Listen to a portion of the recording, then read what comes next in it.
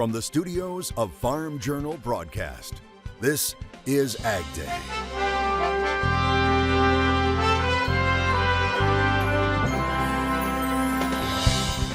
Missiles or food? No imports of fertilizer.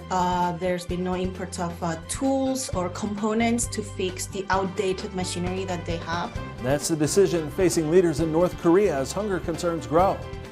Plus, Machinery Pete keeps finding record tractor prices as cold temperatures return to the lower 48, and renewable diesel is red hot. With more processing being built to crush more soybeans targeted at this renewable diesel industry that's kind of exploding. A look at this expanding market from North Dakota today on AgDay. Good morning, I'm Clinton Griffiths. The domestic market for soybean oil continues to expand as more crush plants come online. USDA now forecasting new records. At the Ag Outlook Forum, USDA's NASS projecting soybean crush to top 2.3 billion bushels as renewable diesel production continues to expand. You can see that here in red. Ag Day at Ag Industry Days is brought to you by the Mosaic Company, creating innovative advanced crop nutrition products and practices. Now, some of that oil crush expansion is happening in North Dakota, and that's where we find our very own Michelle Rook at this year's CHS Ag Industry Days in Grand Forks. Michelle. Growers here at the Ag Industry Day heard from the head of CHS, who's bullish about the profit potential for producers in this area in 2023 and beyond due to the explosion in demand for green fuels. CEO Jay Deverton says farmers in North Dakota and neighboring Minnesota will benefit from a 25% increase in soybean crush capacity by 2025. Additional processing is an additional option, and most farmers that I know like more options, and I think they're going to get them with more processing being built to crush more soybeans targeted at this renewable diesel industry that's kind of exploding. In North Dakota, 3 plants are planned with a total of 138 million bushels of crush capacity. Those include a 42.5 million bushel plant near Castleton, a 53 million bushel facility at Spiritwood, and a 42 million bushel plant north of Grand Forks. This will mean a fight for more soybean acres or a shift in the marketplace. You know, if there is more processing over the next few years, that'll be an additional demand on soybeans that either will come from new acres that go to soybeans or a reduction in exports. Farmers in the area are welcoming the increased demand for their product as they've been working hard to develop the soy-based biofuels market. We want to grow the energy. Let us grow it. I've said that for years. I've been on the soybean board for a long time, and I've said, please let me grow it. She says that will also mean more meal, but they hope to export it or expand livestock feeding. And of course, the hope is that increased demand will lead to higher prices in the long run for producers in this area. Reporting at the CHS Ag Industry Day here in Grand Forks, I'm Michelle Rook for Ag Day. All right, thanks, Michelle. Over the weekend, our biggest export customer, China, kicked off its annual National People's Congress. The collection of high-ranking officials will see a host of new policy announcements and economic growth targets for the next year or two. Reuters reporting China could set its GDP target at 6% for 2023, which is higher than last year. Now, actual GDP in 2022 was about 3%, the second lowest since 1976. U.S. officials, they're reportedly considering sanctions against China if it starts supplying weapons to Russia. Meanwhile, the Biden administration continues its support of Ukraine, announcing new funding to help with grain storage and infrastructure. USAID says it's partnering with 3 companies, Grain Alliance, Kernel, and Nibulon, to invest $44 million in storage infrastructure for Ukraine's ag sector. Now, it's expected to increase grain shipping capacity by more than 3 million tons annually. The U.S. says the investment will help alleviate the global food security crisis. Now, before Russia's invasion, agriculture made up more than 40% of Ukraine's export revenue. USDA also continuing to make changes related to farmers of color last week, announcing a permanent Chief Diversity and Inclusion Officer. The department announcing the role will go to LaTanya Davis. Now, she's slated to oversee the implementation of USDA's first ever Diversity, Equity, Inclusion, and Accessibility Strategic Plan. Davis previously worked at the FDA. Snow and winter weather blankets parts of the country, while in some places the growing season is off and running. Meteorologist Andrew Whitmire joins us with expectations for the week ahead. And we're watching a few systems here on this Monday as we begin this last full week here of March. We're going to be watching a low pressure system here up across the upper portion of the Midwest, and that will bring with it a few scattered showers here to parts of the Great Lakes and maybe even a little taste of winter for the upper portions there of the Great Lakes region. Let's zoom in here on the future radar on this Monday. That's how we get a little bit of green showing up. Nothing significant, but nonetheless it will make again for another sloppy at times a Monday. And we'll eventually see this system working its way off the east here throughout Tuesday. Meanwhile, watching a few waves developing off the Pacific Northwest as we head throughout midweek. That will eventually work its way across the Rockies.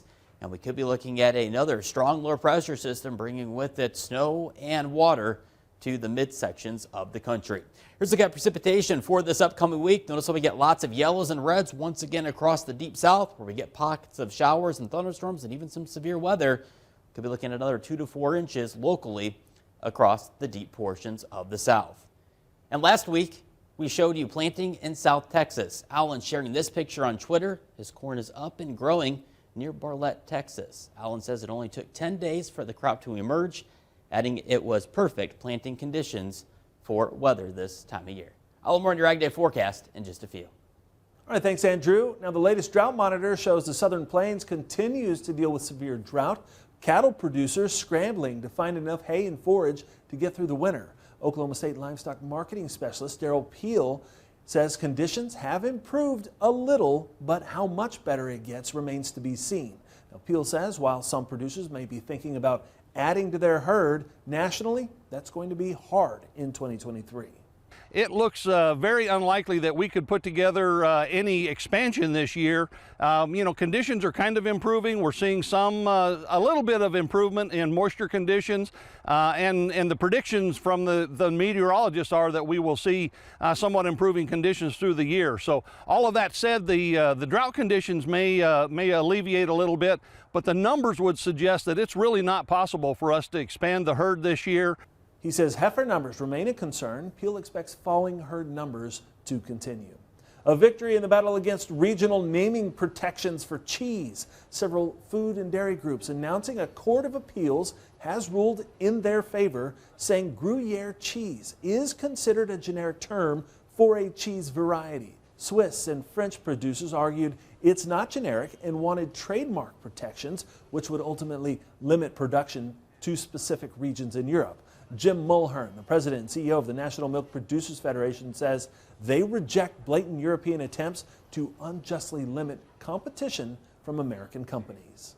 The February crop insurance prices are set. We'll go through the numbers next in analysis. And later, Machinery Pete says auction prices continue to be a rising tide. The latest tractor prices to catch his eye. Still ahead. Get in the game and be part of the 2023 Bracket Busters Challenge presented by Case IH. It's farmer versus farmer for a chance to win the $1,000 top prize. Go to agweb.com to fill out your bracket once teams are selected on Sunday, March 12th.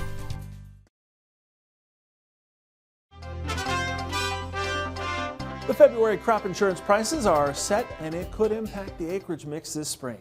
Michelle Rook is back at the CHS Ag Industry Days in North Dakota with more.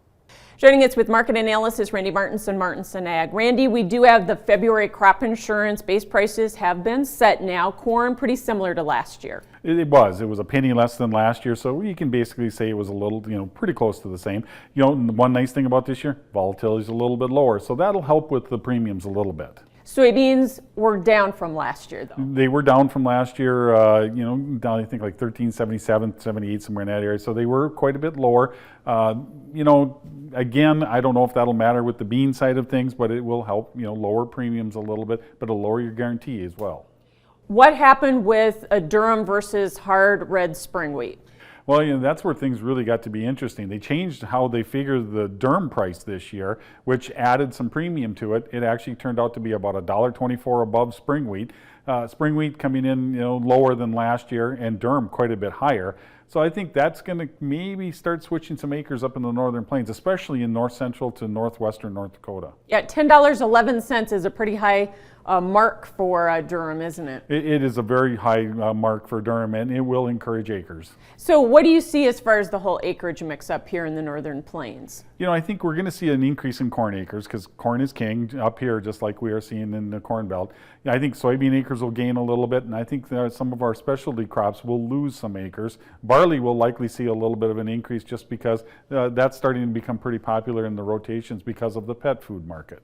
And we have other specialty crops, though, that we can look at. Canola, sunflowers, how do those come in? I think canola will see an increase, mainly because of crush plants coming up in Canada. That'll pull some of the demand, and it'll increase demand in the U.S. for our crush plants here. Sunflowers will probably see a little bit lower acres because of a little lower price. All right. Well, thanks for joining us. That is Randy Martinson with Martinson Ag, and we'll have more Ag Day coming up.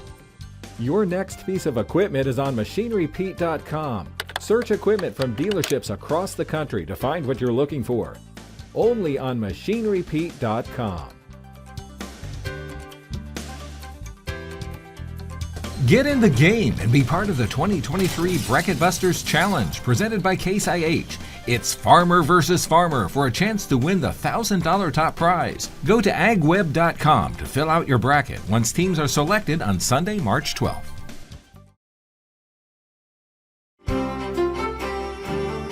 Meteorologist Andrew Whitmire joining us here with our national forecast. And, we had a pretty warm, at least fairly warm February, but it looks like March may be a little different. Yeah, if you were getting a little bit of spring fever the past few weeks, March is going to put us in check a little bit here. Mid-March here, we're looking at below average high temperatures expected for much of the lower 48. We'll see how long that'll last. It's all up to the polar vortex. We'll be watching a few of these cold air outbreaks, likely lasting throughout at least the mid-portion of this month. And that's a look at mid-March, but let's take a look at the pattern here for this upcoming week. And we're going to start to see some of those cold air intrusions beginning across the northern half of the Rockies, and that will eventually segue into a cooler end here to the week for much of the country. Let's check out the jet stream, as this will have a lot to do with our next pattern heading our way as we head on into early this week. We'll be seeing a subtle ridge. That'll bring with it at least another taste of spring here across parts of the plains as well as parts of the Great Lakes and Midwestern and East Coast. But watch what happens as we head towards the latter half of this week. We start to see signs of a deeper trough starting to develop out across the plain states, and that will segue to potentially some colder air beginning to filter on in here as early as this upcoming weekend. And again, we'll be watching the stage here for more colder air pockets to kind of funnel on in as parts of the polar vortex begins to drop some of that colder weather down across parts of North America. Precipitation this week, it will be somewhat active across the plain states, which is good news. Again, Nebraska, Kansas, and even Oklahoma really needing the moisture, as well as eastern Michigan here. And hopefully we can tap into some of that moisture for some of those dry pockets of the U.S. But it looks like more and more of the deep south is going to be inundated with more pockets of heavy rain, especially where showers and thunderstorms do decide to set up. Watching a quick moving system across the Great Lakes, upper Midwest as we head throughout Monday.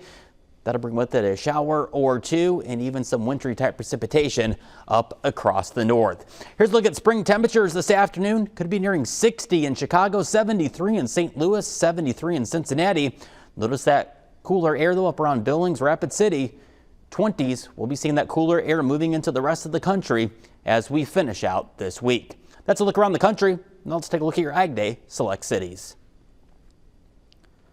Going over to Ohio, a few showers for today. High temperature 60 degrees. Going over to Missouri, sunny and breezy 65. And Jackpot, Nevada, chance of a snow shower. High temperature below freezing, low 10 degrees. The wave of record tractor prices are still rolling. Machinery Pete takes us to auction next. And later, a growing food crisis in North Korea. What it could mean for millions of people there in the country. Ag Day is brought to you by Meristem Crop Performance. Learn how to get more bushels for less at meristemag.com.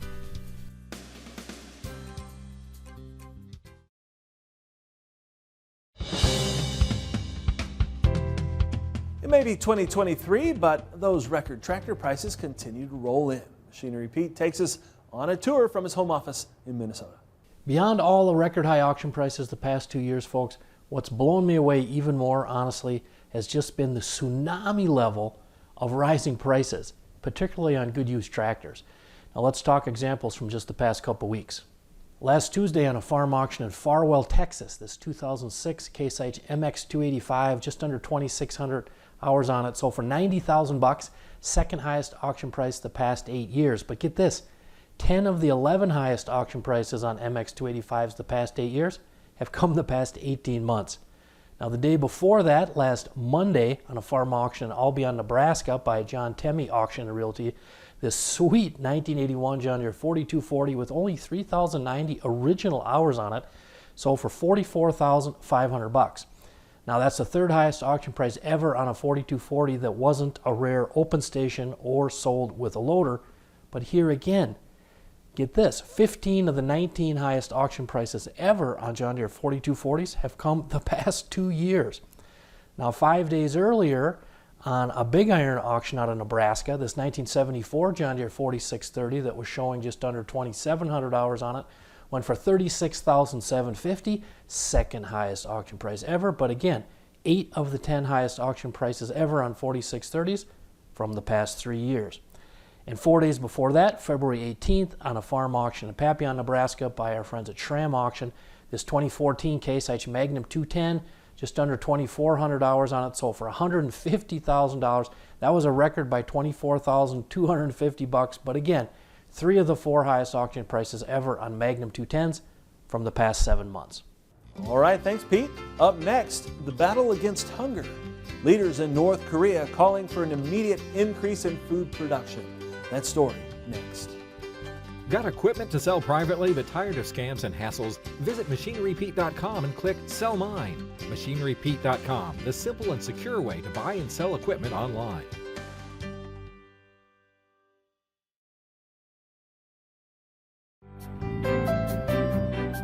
In the Country on AgDay is brought to you by Pivot Bio. What if you had the nitrogen you need already on seed? Pivot Bio is the first company to apply nitrogen on seed. The nitrogen you need, now on seed, from Pivot Bio. Learn more at pivotbio.com.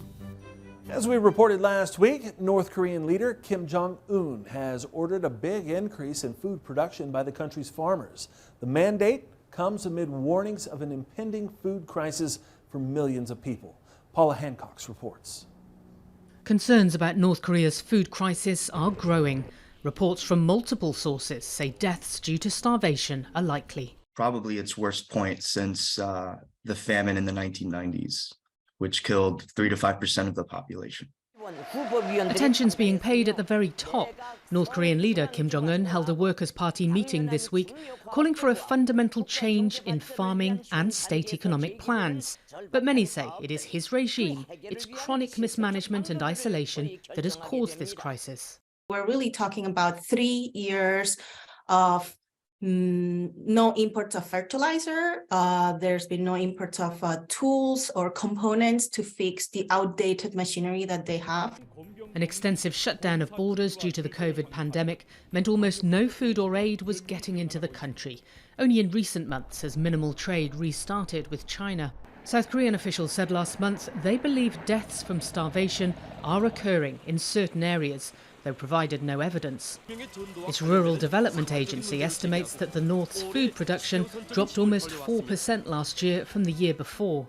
Food has dipped below the amount needed to satisfy the minimum human needs.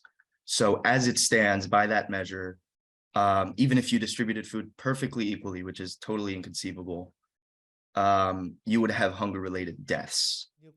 Speaking to South Korea's foreign minister last week, he said Pyongyang has to decide to help its own people. The only way that North Korea can get out of this trouble is to come back to the dialogue table and accept our humanitarian offer to the North and make a better choice for the future.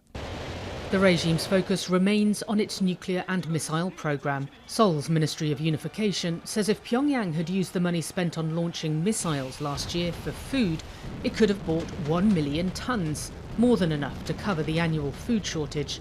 But that focus is unlikely to shift. As the time goes on, the capacity for North Koreans to endure hardship becomes harder and harder. Their resilience, runs off, and their resources also decrease. Paula Hancock, CNN Seoul. Paula Hancock's reporting. And that's all the time we have this morning. We're sure glad you tuned in. Now remember, we'll be at Commodity Classic later this week. If you see us, be sure to stop by and say hello. That's all of our time this morning. Have a great day out in farm country. Closed captioning on Ag Day is brought to you by BASF, helping you do the biggest job on earth.